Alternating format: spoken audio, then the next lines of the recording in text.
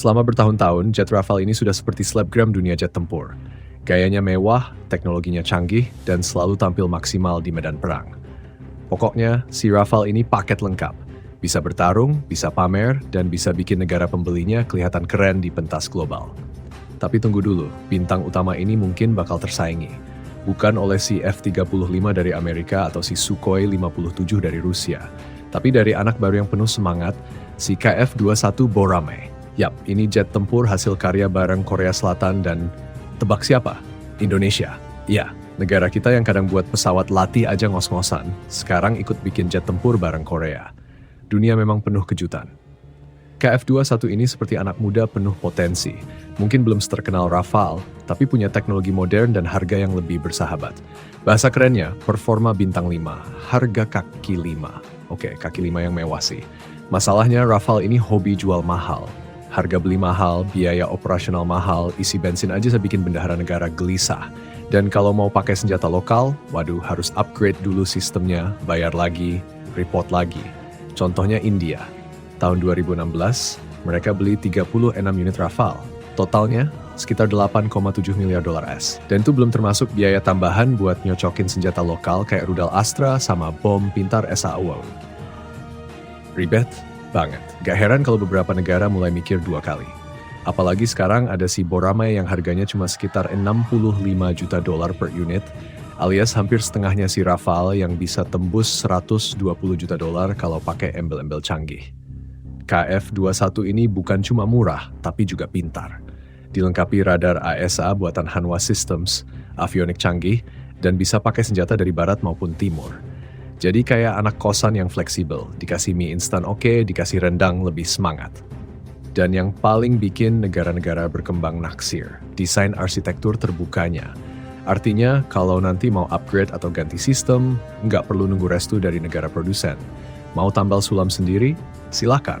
Apalagi Korea Selatan juga open-minded. Mereka kasih opsi transfer teknologi dan produksi lokal. Jadi bukan cuma beli, tapi bisa sambil belajar bikin juga. Indonesia pun ikutan dapat jatah ilmunya. Sementara itu, Dassault Aviation, pabrikan Rafale, terkesan pelit ilmu. Teknologi simpan sendiri, untung maksimal, tapi pelanggan malah makin mikir dua kali. Zaman sekarang, negara-negara pengen lebih dari sekadar beli. Mereka juga pengen kedaulatan teknologi. Masuknya KF-21 ke pasar ini bisa bikin kompetisi makin seru. Karena negara-negara sekarang makin pintar dalam belanja pertahanan. Mereka nggak mau cuma keren, tapi juga hemat dan berdaya saing. Intinya, kalau Rafale tetap jual mahal dan jual gaya, bisa-bisa dia ketikung anak baru bernama Boramae yang murah meriah tapi nggak murahan. Persaingan jet tempur kini bukan cuma soal siapa paling canggih, tapi siapa paling masuk akal di dompet. Dan di tengah panggung drama jet tempur dunia ini, Indonesia tiba-tiba jadi pemain penting. Dulu dikenal karena sering beli bekas, sekarang mulai ikut bikin. Dari jadi penonton setia, kini naik level jadi co-producer bareng Korea Selatan. Dunia pun mangap. Wah, Indonesia serius nih. Tapi jangan buru-buru nyombong. Walau kita ikutan proyek KF-21, tetap ada drama rumah tangga soal urusan iuran. Kadang telat bayar, kadang pura-pura lupa. Tapi ya begitulah gaya diplomasi dompet negara berkembang. Yang penting masih dianggap partner, bukan cuma penonton di tribun ekonomi. Sementara itu, Rafale mulai kayak selebriti yang kehilangan spotlight. Dulu semua orang antre, sekarang mulai dilirik sinis. Kamu keren sih, tapi dompetku nggak kuat. Begitu kira-kira suara negara-negara yang mulai move on. Bahkan ada yang bilang, kalau Rafale itu kayak tas branded. Kualitasnya oke, tapi kadang cuma demi gengsi. Dan gengsi itu mahal, Bung. Nah, Boramae hadir seperti brand lokal yang kualitasnya lumayan, tapi harganya jauh lebih bersahabat.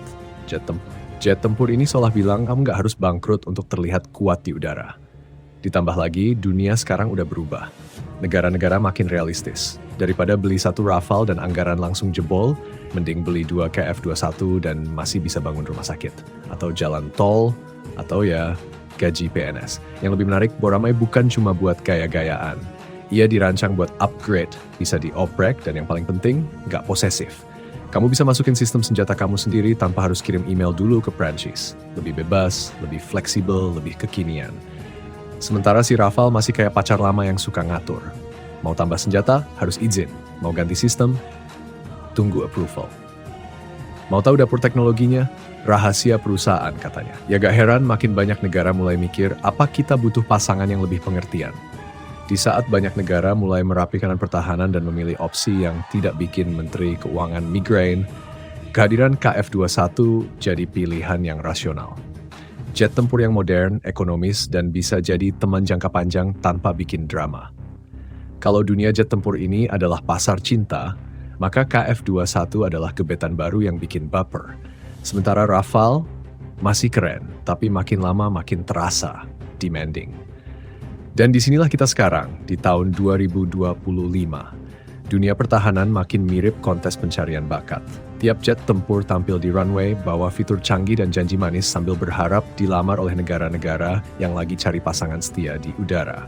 Rafale, si model lama yang dulunya laku keras, sekarang mulai was-was. Apalagi si KF-21 tampil dengan wajah segar, harga ramah, dan janji bisa kerjasama. Mirip sales mobil yang bilang, DP ringan, cicilan santai, bisa test drive dulu bang. Sementara negara-negara seperti Filipina, Malaysia, sampai Brasil mulai melirik si Boramae sambil bergumam, kok menarik ya? Bahkan beberapa pejabat pertahanan sampai nekat googling, apakah jatuh cinta dengan jet tempur buatan Korea itu wajar? Dan jangan lupa, desain si KF-21 ini sengaja dibuat setengah siluman. Bukan full stealth, tapi cukup bikin radar musuh garuk-garuk kepala. Intinya, kalaupun ketahuan, paling juga kedip-kedip doang di layar radar. Udah kayak mantan yang muncul di story IG ketahuan, tapi pura-pura nggak tahu. Rafale pun mulai panik. Mereka coba promosi lewat pameran militer, janji paket bundling, bahkan goda-goda diskon. Tapi tetap saja, pasar mulai berpikir, ngapain beli Rafale 1 kalau bisa dapat Boramae 2, plus masih ada sisa buat beli drone.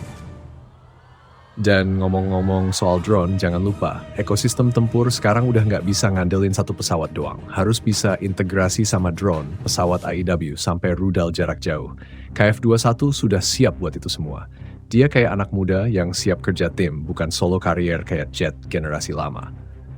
Tambahkan pula tawaran transfer teknologi dari Korea Selatan yang bikin banyak negara ngerasa dihargai.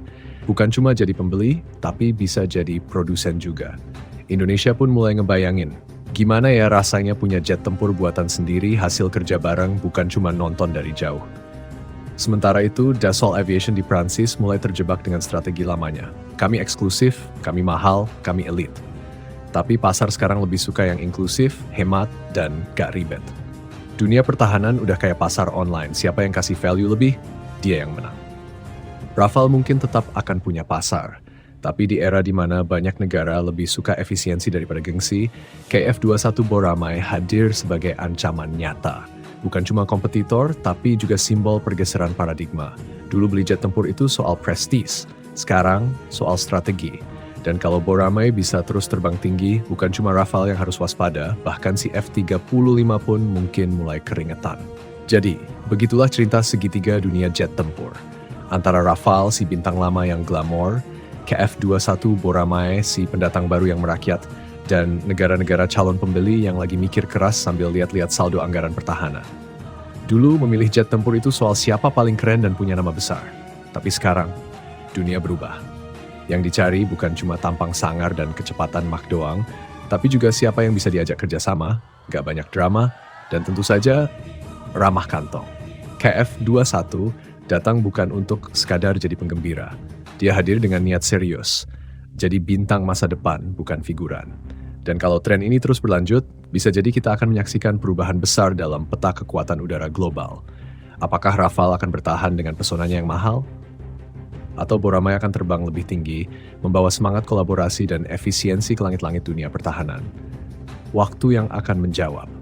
Tapi satu hal yang pasti, di era sekarang, bahkan di dunia jet tempur pun, yang terlalu mahal dan eksklusif, bisa-bisa ditinggal demi yang murah, fleksibel, dan bisa diajak ngebangun bareng.